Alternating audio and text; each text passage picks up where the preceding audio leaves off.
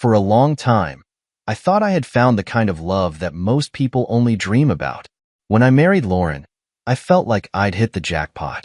She was beautiful, smart, and full of life. A magnetic presence that made everything around her seem brighter. And me?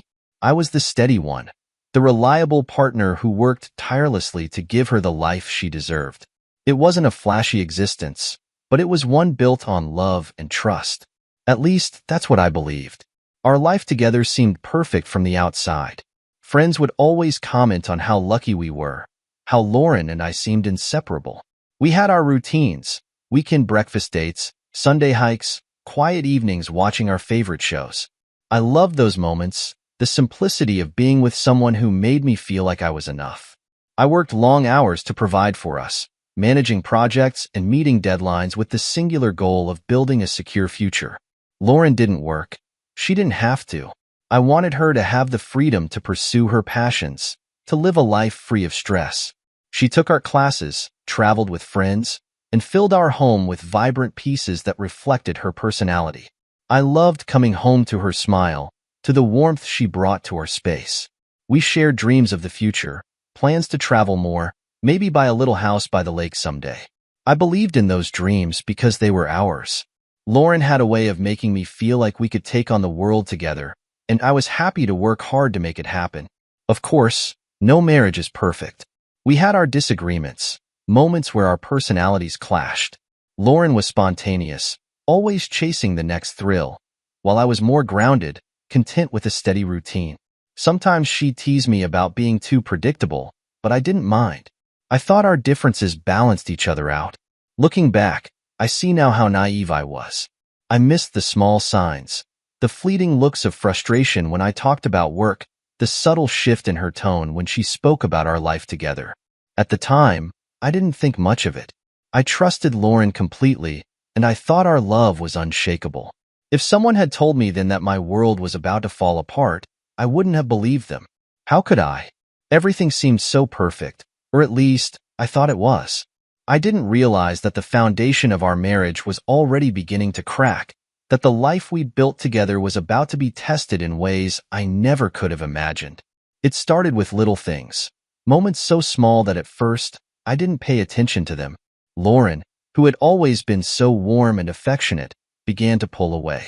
The light in her eyes that used to greet me when I walked through the door started to dim. Instead of sharing about her day or asking about mine, she'd retreat to the other room, glued to her phone or buried in a book. I told myself it was just a phase, that maybe she was stressed or going through something she hadn't shared yet. But the distance grew. Our once lively conversations became sparse and stilted.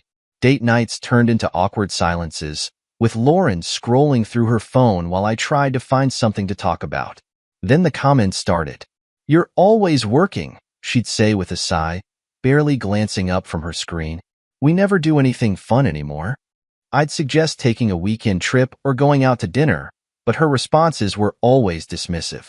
"That's not what I mean," she'd reply, shaking her head as if I'd missed some unspoken point.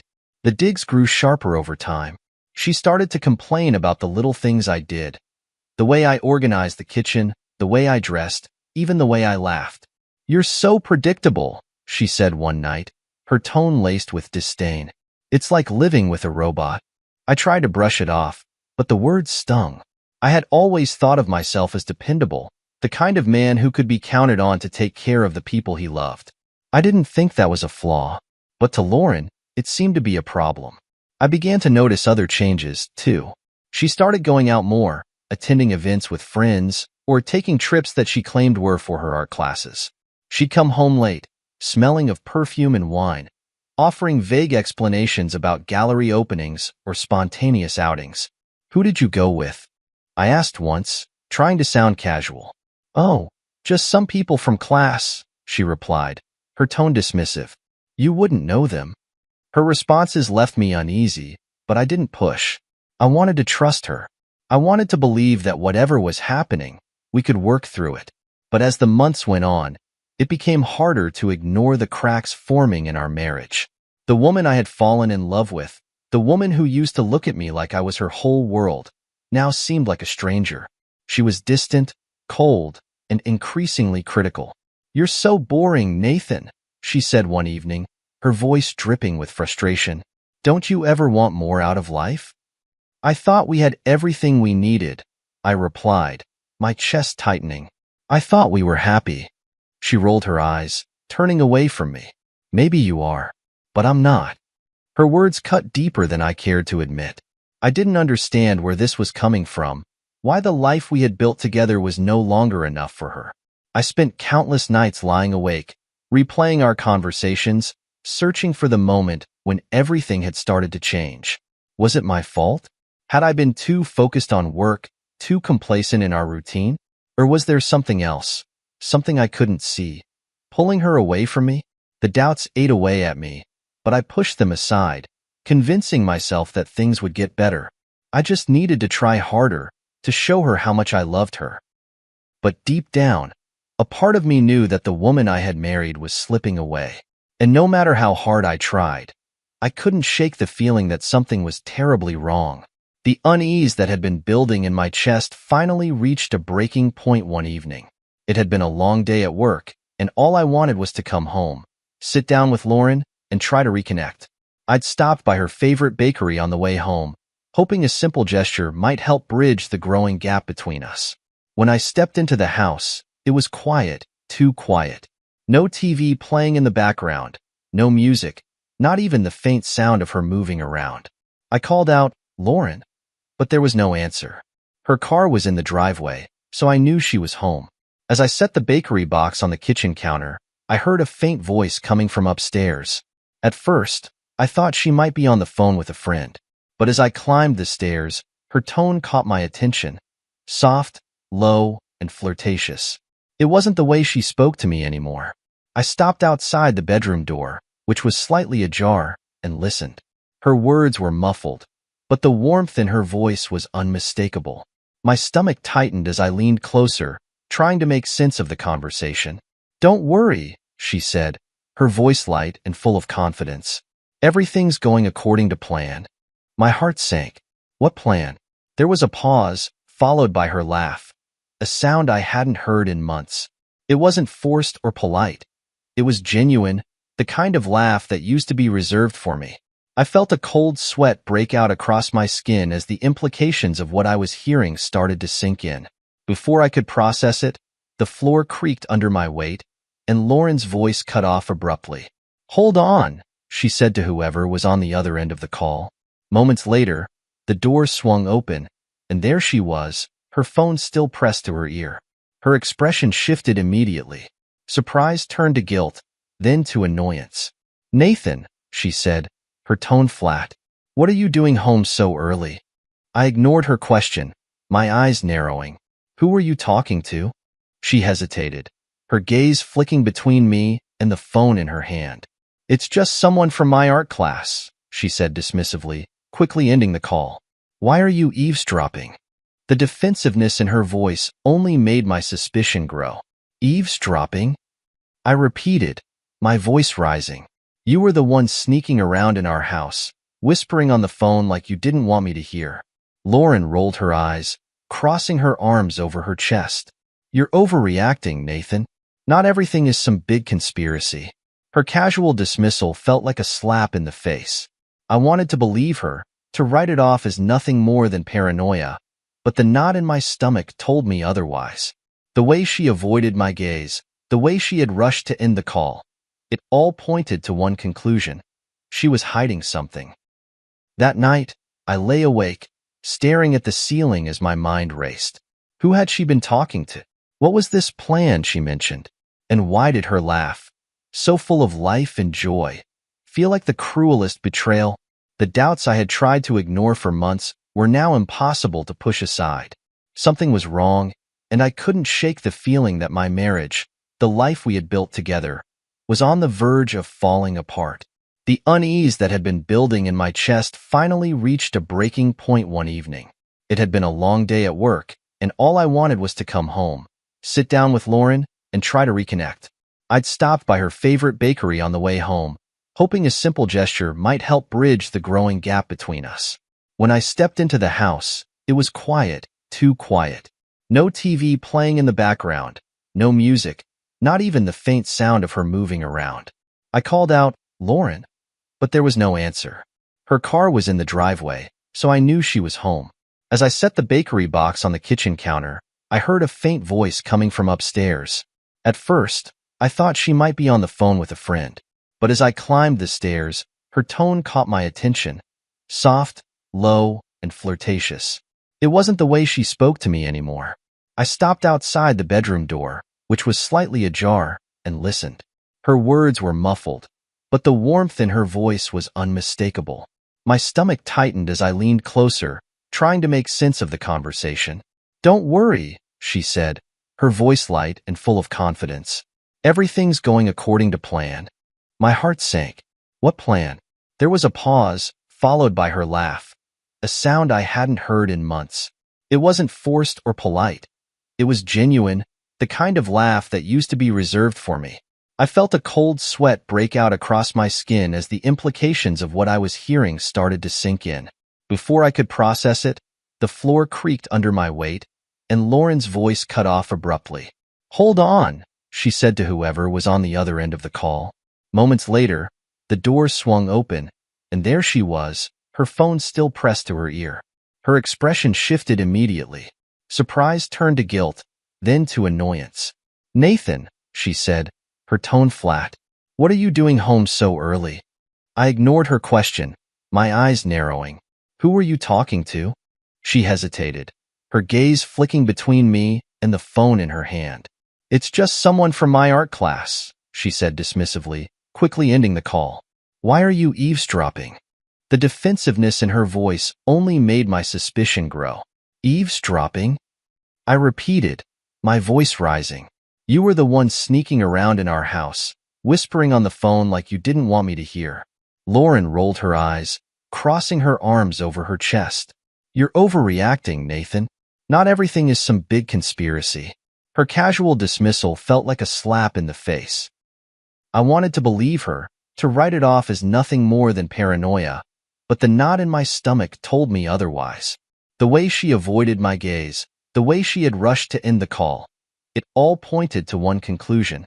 She was hiding something. That night, I lay awake, staring at the ceiling as my mind raced. Who had she been talking to? What was this plan she mentioned? And why did her laugh, so full of life and joy, feel like the cruelest betrayal? The doubts I had tried to ignore for months were now impossible to push aside. Something was wrong, and I couldn't shake the feeling that my marriage, the life we had built together, was on the verge of falling apart. A week after hearing Lauren's suspicious phone call, the other shoe finally dropped. I came home from work to find her sitting in the living room, her arms crossed and an expression that teetered between determination and indifference. The moment I stepped through the door, I knew something was wrong. "Nathan," she said, her tone devoid of the warmth it once held. "We need to talk." Those 4 words sent a chill down my spine. I nodded, setting my briefcase down and sitting across from her. "What's going on?" She took a deep breath, as though preparing herself for a performance. "I've been thinking a lot about us, about our marriage, and I've come to a decision." My chest tightened. "What kind of decision?" Her gaze locked on mine, unflinching. "I want a divorce." The words hit me like a freight train. For a moment, I couldn't speak. I couldn't breathe. Divorce? How had we gone from sharing a life together to this? "What are you talking about?" I finally managed, my voice trembling. "Lauren, we can work through this. We've built a life together." "That's the problem, Nathan," she interrupted, her tone sharp. "This life, it's not what I want anymore. I feel trapped. You're dependable, sure, but dependable isn't exciting. You're like a reliable old truck, useful, but no one dreams of driving one." Her words cut deeper than any knife. I stared at her, trying to process the coldness in her voice, the sheer callousness of her comparison. "So that's it?" I asked, my voice cracking. "You're throwing everything away because you're bored?" Lauren sighed, leaning back in her chair. "It's not just boredom. I need more. I deserve more." "More?" I repeated, my anger rising. "I've given you everything I have, Lauren. I've worked hard to provide for us, to build a life you could be proud of. And I'm grateful for that, she said, her tone almost patronizing. But I can't do this anymore. I need a fresh start. I stared at her, disbelief and anger warring within me. Who is he? She froze for a fraction of a second, just long enough to confirm my suspicion. What are you talking about? You know exactly what I'm talking about, I said, my voice low and steady. Who's the guy? The one you've been sneaking around with? Lauren's jaw tightened, but she didn't answer. Instead, she stood and walked toward the stairs. This conversation is over. I'll be filing the paperwork soon. I watched her leave, my heart pounding in my chest. The woman I had married, the woman I had loved and trusted, had just shattered everything we had built together with cold indifference. I sat there for what felt like hours, replaying the conversation in my head. Her words echoed in my mind, a reliable old truck. I had been reduced to nothing more than a metaphor, a symbol of a life she no longer wanted. That night, I didn't sleep. My mind raced with questions, doubts, and anger. How had I missed the signs? How had the woman I once loved turned into a stranger right before my eyes? By the time morning came, I had made a decision. If Lauren wanted to leave, I wouldn't stop her. But I wasn't going to let her walk away unscathed. Not after everything we had been through. Not after the betrayal she had so carelessly revealed. The days following Lauren's announcement were a whirlwind of emotions. Anger, confusion, sadness. But one feeling rose above them all: determination. I couldn't let her betrayal destroy me. If she was walking away from our marriage, I needed to understand the full extent of what she was leaving behind, and why. The first step was organizing the paperwork for the divorce she so eagerly anticipated. While sifting through our financial records, I stumbled upon something that made my blood run cold. A series of unexplained transactions from our joint account. Thousands of dollars had been withdrawn over the past 6 months, often in small amounts, but it added up to a significant sum. The descriptions were vague: personal expenses, miscellaneous purchases. I knew Lauren wasn't extravagant in her spending, and these amounts didn't align with her usual habits. My gut told me there was more to this story. That night, I confronted her. She was sitting on the couch, scrolling through her phone with an air of indifference. "Lauren," I said, holding up the printed statements, "care to explain this?" She glanced at the papers in my hand, her expression briefly flickering with something that looked like panic before she quickly masked it. "What is there to explain? It's my money too, isn't it?" "It's our money," I corrected, my voice steady but firm, "and I'd like to know where it's going." She shrugged, leaning back against the cushions. "Personal expenses, like I said. I don't see why this is such a big deal." Her dismissive tone only fueled my suspicion. "Thousands of dollars, Lauren? What kind of personal expenses cost this much?" She rolled her eyes. "Why does it matter? We're getting a divorce. Let's not make this harder than it needs to be." Her nonchalance was infuriating, but I didn't push further. Not yet. I needed more than her vague excuses. I needed proof. Over the next few days, I began digging deeper. I combed through every financial record, every credit card statement, every email I could access. What I found painted a picture that was both shocking and infuriating. The withdrawals from our joint account matched payments for expensive dinners, hotel stays, and even jewelry, none of which I had any knowledge of. It didn't take long to connect the dots. Lauren hadn't just been planning to leave me. She had been using our hard-earned money to fund her betrayal. The thought made my stomach churn, but it also solidified my resolve. This wasn't just about ending our marriage anymore. It was about exposing the truth. The final piece of the puzzle fell into place when I stumbled across an email thread Lauren had carelessly left open on her laptop. The emails were between her and someone named Eric. The messages were flirty, laced with inside jokes, and filled with plans for their new beginning together. I felt a mix of rage and vindication as I read their words. Lauren and Eric had been plotting this for months. Her divorce, their future, and even how they would divide the settlement money she hoped to secure. But they hadn't planned for me to find out. I saved everything. The emails, the financial records, the messages that painted a clear picture of their deceit. If Lauren thought she could walk away from this unscathed, she was in for a rude awakening. That night, I sat alone in the house that had once been our home, staring at the evidence I had gathered. The betrayal still hurt, but now it was tempered by a sense of purpose. Lauren and Eric had made their plans, but they had underestimated me. This wasn't over, not by a long shot. The day of the divorce trial arrived, and Lauren walked into the courtroom with the same air of arrogance that had defined her in recent months. Dressed impeccably, she exuded confidence, as though she were already celebrating her victory. She didn't spare me a glance, her focus entirely on her lawyer, who seemed just as smug. I sat silently at my table, my lawyer, Sarah, beside me. She was calm, composed, and sharp as a blade. We had prepared for this day meticulously, and I knew we were ready. I wasn't here to play nice. I was here to reveal the truth. Lauren wasted no time painting herself as the victim.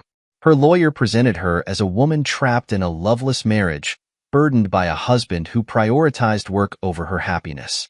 She spoke with exaggerated sadness about how she had lost herself in our relationship, claiming that her decision to leave was an act of self-preservation. But as the trial went on, I stayed silent, biding my time. The court listened patiently to her sob story, nodding along as her lawyer emphasized her need for financial support to start over. Lauren's confidence grew with every passing moment, and I could see the faintest hint of a smirk playing at the corners of her mouth. Then it was my turn. Sarah stood and approached the bench, her voice steady and commanding. "Your Honor, before we proceed further, I'd like to call a witness who has critical information regarding the defendant's claims." The judge nodded, granting permission. The courtroom doors opened, and in walked Eric. The reaction was immediate. Lauren's face turned ashen, her confident demeanor crumbling in an instant. She shot to her feet, her voice trembling with panic. "What is he doing here?" Eric looked uneasy but resigned. He avoided Lauren's gaze as he walked to the stand. Under oath, he began to unravel the web of lies they had spun together. "Yes," he admitted, his voice barely above a whisper. "Lauren and I have been in a relationship for several months." The courtroom erupted into murmurs. Lauren looked like she wanted to disappear, her hands gripping the table as though it were the only thing keeping her upright. But Eric wasn't done. "She told me she wanted to leave her husband," he continued, his words tumbling out in a mix of guilt and desperation. "She said she needed a divorce settlement to start a new life with me. We planned it together." As if that wasn't enough, Sarah pulled out the evidence we had gathered.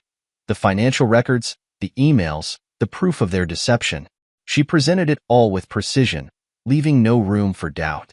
Eric's own involvement as a serial conman came to light, adding another layer to the scandal. The courtroom was in chaos, but I remained calm, my expression neutral as I watched Lauren's carefully constructed narrative crumble before my eyes. The judge, clearly unimpressed, demanded order and called for a recess. Lauren turned to me, her face a mask of desperation.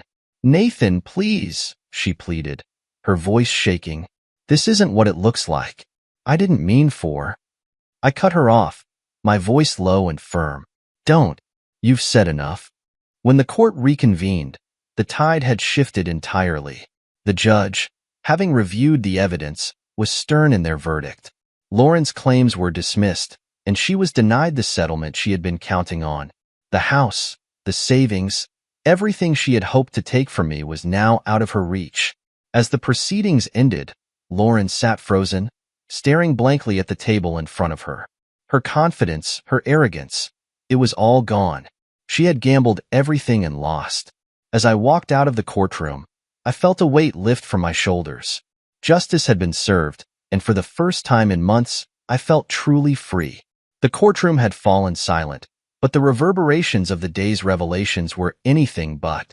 Lauren's defeat was absolute, and Eric's confession had shattered any chance she had of walking away with the life she had schemed for. As I stepped outside, I breathed in the crisp air, letting it fill my lungs like a taste of long-awaited freedom. But I wasn't done yet. Eric's admission on the stand had opened the door to something bigger, justice not just for me, but for all the people he had deceived before. Over the next few days, I worked closely with Sarah to compile the evidence we had against him. Emails, bank statements, and testimonies from other victims we managed to contact painted a damning picture. I didn't do it out of vengeance. This was about accountability. Eric wasn't just someone who had played a part in destroying my marriage. He was a predator who used manipulation and deceit to exploit others. And now, he was going to face the consequences. A week after the trial, law enforcement caught up with him. I received a call from the detective assigned to the case, confirming Eric's arrest. He had been charged with fraud, embezzlement, and several other crimes. Knowing he was behind bars brought a sense of closure I hadn't expected. Lauren, on the other hand, was nowhere to be found. After the trial, she had disappeared from our social circles, retreating into a life of isolation. Mutual friends told me she had moved in with a distant relative, trying to piece together what remained of her shattered existence. One day, I received a letter from her. It was handwritten, the paper slightly crumpled as if she'd wrestled with whether to send it. "Nathan, I don't know if you'll ever forgive me, but I need to say this anyway. I made a mistake, 1,000 mistakes, and I'll regret them for the rest of my life. I lost everything that mattered because of my own selfishness. You didn't deserve what I did to you. I hope you can find it in your heart to move on and be happy. Lauren."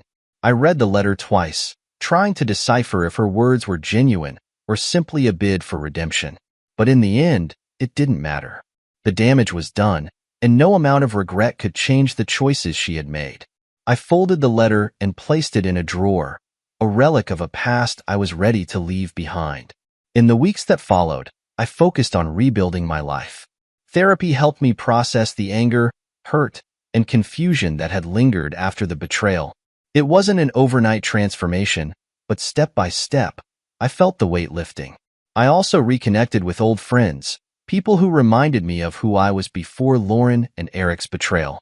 I threw myself into hobbies I had set aside during my marriage: woodworking, hiking, even photography. Each activity felt like reclaiming a piece of myself that I had forgotten. One evening, Chris invited me out for a drink. As we sat at the bar, he raised his glass in a toast. "Here's to you, Nathan," he said with a grin. "You didn't just survive, you thrived." I smiled, clinking my glass against his. For the first time in months, I felt a genuine sense of peace. The betrayal that had once consumed me no longer held power over my life. I had faced it, confronted it, and emerged stronger on the other side. Eric was in jail. Lauren was living with the consequences of her choices. And me? I was finally free. The dust had settled, but the echoes of the past were still faintly audible in my life.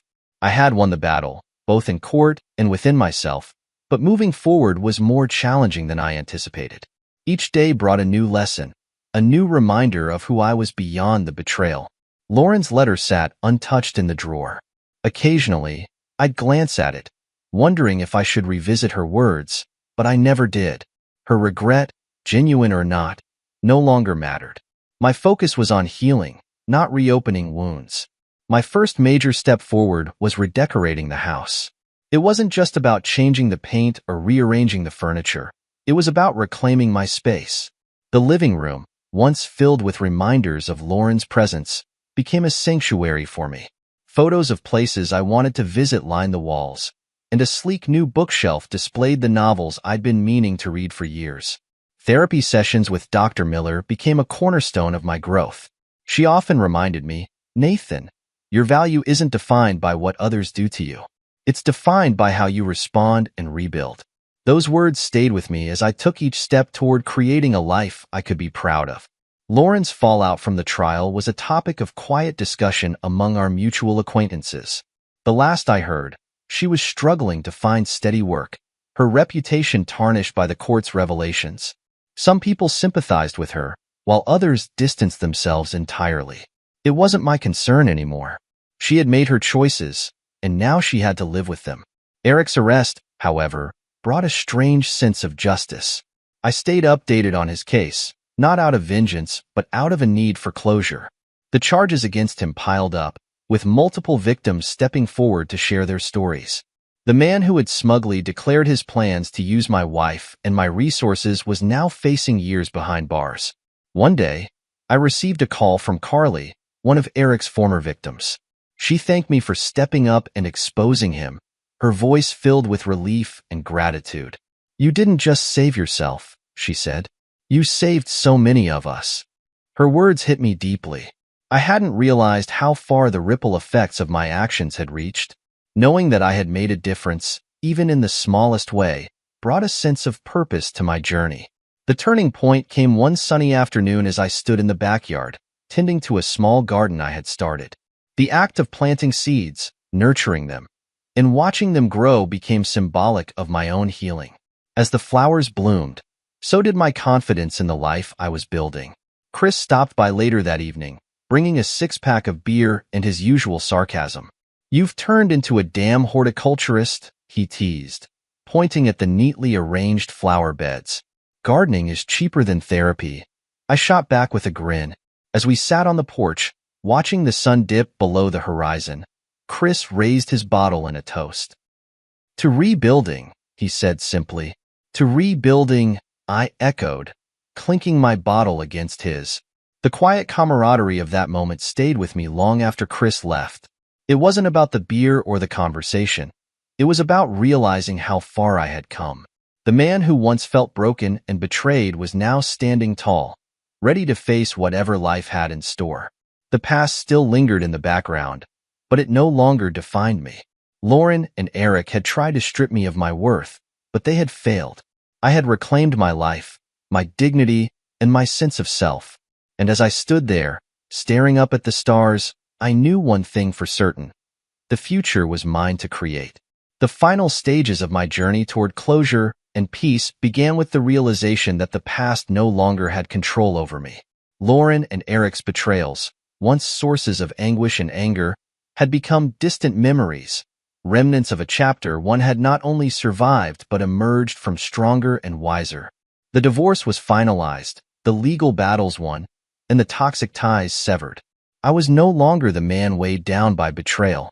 I was someone who had faced the storm and come out on the other side, scarred but intact. Life began to feel lighter, freer. My days were filled with activities that brought me joy and purpose. I threw myself into work, taking on projects that reignited my passion and challenged me in new ways. The sense of accomplishment I felt from rebuilding my professional life mirrored the personal growth I had achieved.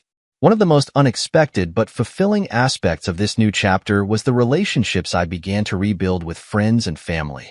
During my marriage, I had unintentionally allowed some connections to fade, prioritizing Lauren and our life together above all else. But now, those relationships were thriving, buoyed by the unwavering support I had received throughout the ordeal. One such moment came during a family gathering at my sister's house. Surrounded by familiar faces, I realized just how much love and support I had in my corner. My sister, always the blunt one, pulled me aside at one point and said, "You look like yourself again, Nathan. It's good to see." I smiled, her words hitting home. "I feel like myself again," I admitted. But while I was finding joy in rebuilding, Lauren's life was taking a different turn. Mutual acquaintances shared whispers of her struggles, job rejections, strained relationships, and the consequences of her actions catching up with her. She had reached out to me a few times, her messages laced with regret and apologies, but I didn't respond. I had nothing left to say to her. Forgiveness was something I worked on internally, not something I needed to grant her directly. Eric, on the other hand, faced a far less ambiguous fate. His trial concluded with a lengthy prison sentence, ensuring that he would no longer be able to exploit or harm anyone else. Knowing that justice had been served brought a sense of closure that allowed me to fully let go of the anger I once harbored. One evening, I found myself sitting in the garden I had nurtured over the past few months. The flowers were in full bloom, a vibrant reminder of growth and renewal. The quiet hum of the evening air filled me with a peace I hadn't felt in years. As I sat there, I reflected on the man I had become through this journey. The betrayal had been devastating, but it had also forced me to confront truths about myself, about resilience, and about the kind of life I wanted to live. I realized that while Lauren and Eric had tried to tear me down, they had inadvertently given me the opportunity to rebuild stronger than ever. That night, I wrote a letter to myself, not to my past self, but to the person I was becoming. I wrote about my goals, my dreams, and the lessons I had learned. It wasn't about revenge or dwelling on the pain of the past. It was about acknowledging my journey and celebrating my growth. As I folded the letter and tucked it away in a drawer, I felt a deep sense of satisfaction. This wasn't just an ending. It was a new beginning, one I was ready to embrace wholeheartedly. Months later, life had finally reached a sense of balance I hadn't experienced in years. The betrayal that had once consumed me now felt like a distant storm, one that had passed, leaving me stronger and more resilient. The scars it left weren't a source of pain anymore. They were reminders of how far I'd come. The house was no longer a place haunted by memories of Lauren. It was a space I had made my own, filled with things that brought me joy and reflected the person I had become. The garden I had nurtured was thriving, its blooms vibrant and full of life, much like my own journey. Lauren's final attempts to reach out had stopped. I assumed she had finally accepted that the bridge between us had been burned beyond repair. As for Eric, his fate had been sealed. His conviction had brought closure not just to me, but to the countless others he had manipulated and betrayed. Knowing he was behind bars brought a sense of justice that made it easier to move forward. One evening, I hosted a small gathering at my home, a celebration of sorts for the new life I had built. Friends and family filled the house with laughter and warmth, a stark contrast to the quiet loneliness I had felt not so long ago. Chris, ever the supportive friend, raised a toast. To Nathan, he said, his grin wide, for not just surviving, but thriving. Here's to new beginnings. The group cheered, their glasses clinking together, and I felt a swell of gratitude for the people who had stood by me through it all. This was my life now, one defined by connection, growth, and the strength to move forward. Later that night, as the house quieted and I sat alone on the porch with a glass of wine, I allowed myself a moment of reflection. The stars above were bright, their light undimmed by the trials I had faced. I thought about the man I had been a year ago, broken, betrayed, and unsure of what the future held, and the man I had become since then. This journey had taught me so much. The importance of self-worth, the value of resilience, and the power of letting go. Lauren and Eric's betrayals had been painful, but they had also been transformative. They forced me to confront who I was and who I wanted to be. And now, as I sat under the night sky, I felt a deep sense of peace. This was my story, and I was ready to write its next chapter. A chapter filled with possibility, joy, and the kind of happiness that comes from truly knowing your worth.